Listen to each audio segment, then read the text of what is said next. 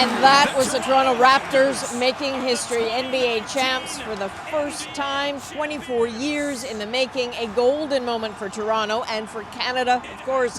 And just how fitting, the last basket made by the king of the North himself, that's Kawhi Leonard. It's real.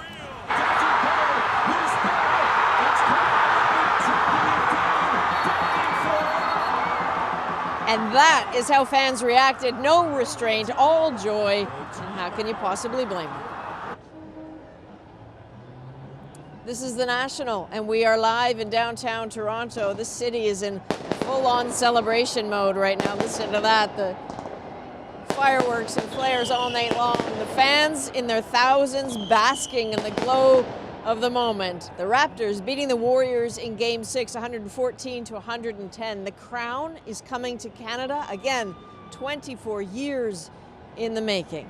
Magda Gebrselassie is also downtown right now, not far from where we are, keeping up, trying, with the Raptors fans as the party goes on and on and on and just snakes its way through the city. So Magda, huge night, a lot of happy people where you are right now. What are they saying? Can they actually speak? Yeah, a lot. Well, they do have a lot to say. I don't know if you can see this guy behind me, Khalid. It's his birthday, and I'm thinking you got your birthday wish. I did. It's the best birthday wish I ever wished for. What was it like to see the Raptors win the championship tonight? After 25 years, it's amazing. The city, the whole country, it's not just Toronto, it's the whole country is amazing. I love it. The game was going back and forth at one point. Did you think they were going to take it in the sixth? I always believe in the Raptors, and I always were going to do it on Game 6. I'm disappointed we didn't do it in Game 5, but I always knew we were going to do it in Game 6. And here you are on your birthday celebrating the win. It's amazing. I can't imagine best birthday gift than this one. All right, happy birthday. Thank you. He's celebrating, so are all these other fans. I want you to take a look at this scene. Look at these people. Everybody is celebrating here in Toronto tonight. Behind them, we've got police officers everywhere kind of controlling the crowd right now. There you go. We've got signs. We the North signs right there.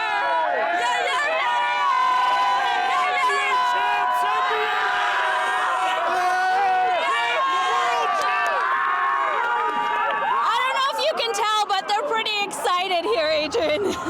I'll throw it back to you for now. All right, Magda, thanks very much. You be careful out there. It is fun, but it's also a little bit crazy. The police are walking a pretty fine line. They're trying to help people celebrate, but also keep them in line. It's not always easy to do. Farah Morali is downtown with fans just situated here, just up the street from Scotiabank Arena. She's at the intersection of York in front, not that far away, but it can feel a world away. What's happening, Farah? Well, Adrian, I'm just across the street from Union Station, which is one of the main transit hubs in downtown Toronto, and this is a celebration that is taking place right now. When that buzzer went off, the sea of people moved up to the middle of the downtown area, and you can see what's happening here. Just over behind me to my left, there's actually a truck with people dancing on it. They've been lighting fireworks throughout the evening. I saw some people crowd surfing over there. Over to the right, you'll see some people are actually climbing the traffic lights at every corner of this intersection, actually. It's pretty unbelievable. They've been just kind of hanging out there all night. And yeah, that is what's happening here. I'm just going to take a pause and give you a sense of what it sounds like in here right now.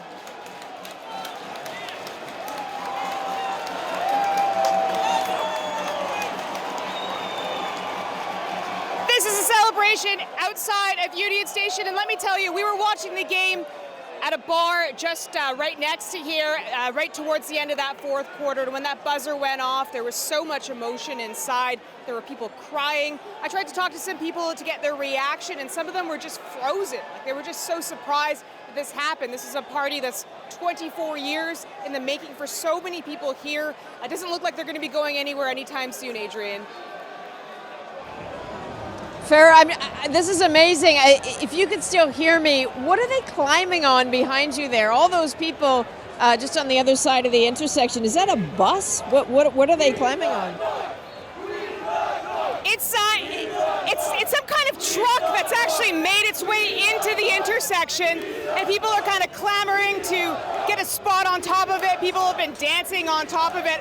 We don't really know how that truck actually ended up in here, but it's been in here for about 15, 20 minutes. People have been spraying champagne from it.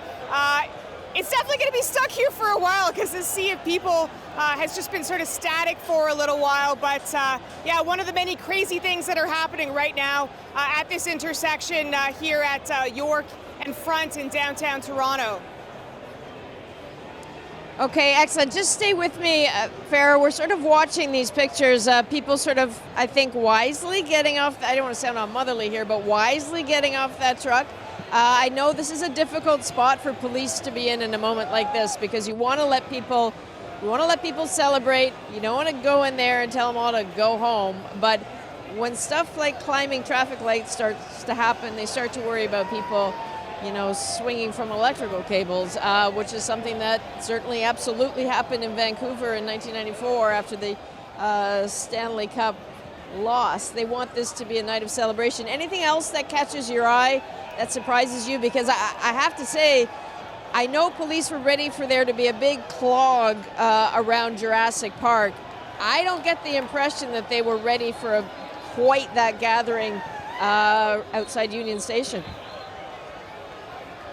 Yeah, no, this is definitely, we didn't even expect to see this ourselves. We were actually heading down to Jurassic Park for the party, and we kind of stumbled upon this. The one thing that strikes me, though, is, the people that have been climbing the poles and stuff, it's all been relatively peaceful. We haven't seen police intervene at all here, nothing violent so far. It really just seems to be a very peaceful celebration so far. People seem to be enjoying themselves in a very safe way so far, albeit perhaps the people on that truck, maybe not so much. But the one thing that struck me so far, Adrian, is we have not seen any major problems erupting in this area, despite just how many people are crowded in the middle of this intersection, which you can clearly see behind me. Yeah, thanks, Farah. I think what a nice treat for Raptors fans, too, that the thunder and lightning of earlier this day that nearly forced the celebration inside into Scotiabank Arena just suddenly let up. This is not what was forecast. A clear night is not what was forecast. But the Stars understood that people needed a break. We have been in constant contact with the police, by the way, asking them how it's going. Their assessment so far, they reported to us, is that it is as they expected. Look, this is a huge city of 5 million plus people. Of course, there's going to be trouble at some point. They're ready for that. However, their impression is that by and large at this point, at just after 1 a.m. Local time here in Toronto, people are broadly behaving, and for that, they are quite appreciative. Farah Morali, thank you very, very much. We're going to throw it to Andrew, who has been paying so close attention as he does. Andrew, let us know about these highlights, okay? Yeah, so I'll get to the highlights in just a moment, but I just think you put it square on, right? The police have a difficult job ahead.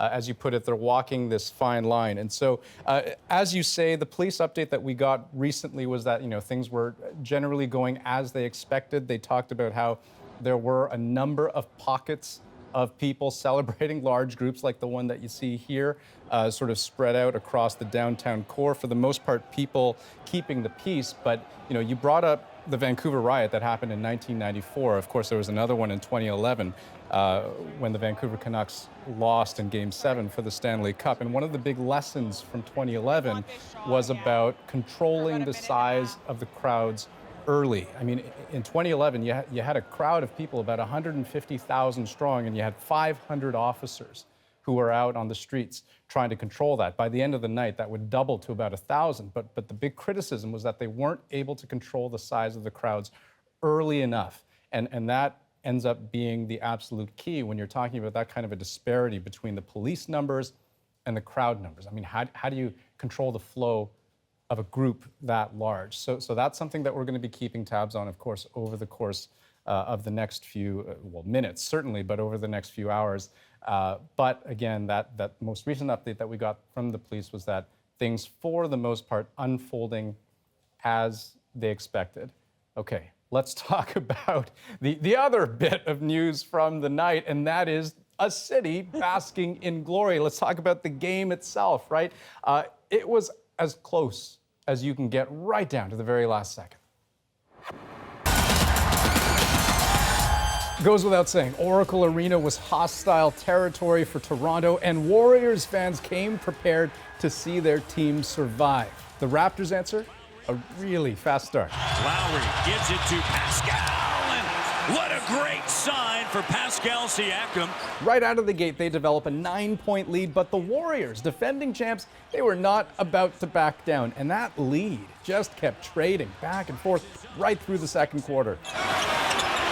Iguodala, a three, that's good, and a 1-point lead for Golden State. In the third, as Golden State pulled ahead, a play that seemed like deja vu for Warriors fans. On the run, Thompson, and Green commits a foul. Another one of their superstars down. Klay Thompson carried off the floor, out for the game after what looked like a bad knee injury. Then, comes down to the last minutes of the game. The Raptors make their final push. Van Fleet, what a step back, and he drills a three. And with just seconds left, it all comes down to one final shot. 114 to 110. Curry lets it fly. Canada, the NBA title is yours. A victory Canada is not going to forget anytime soon. Now let's take another look at another moment of glory for the King of the North, Kawhi Leonard. He has been a machine this entire playoff series, and tonight he was rewarded in more ways than one. He was named the Finals MVP for the second time in his career. Your 2019 Bill Russell Finals MVP is Kawhi Leonard.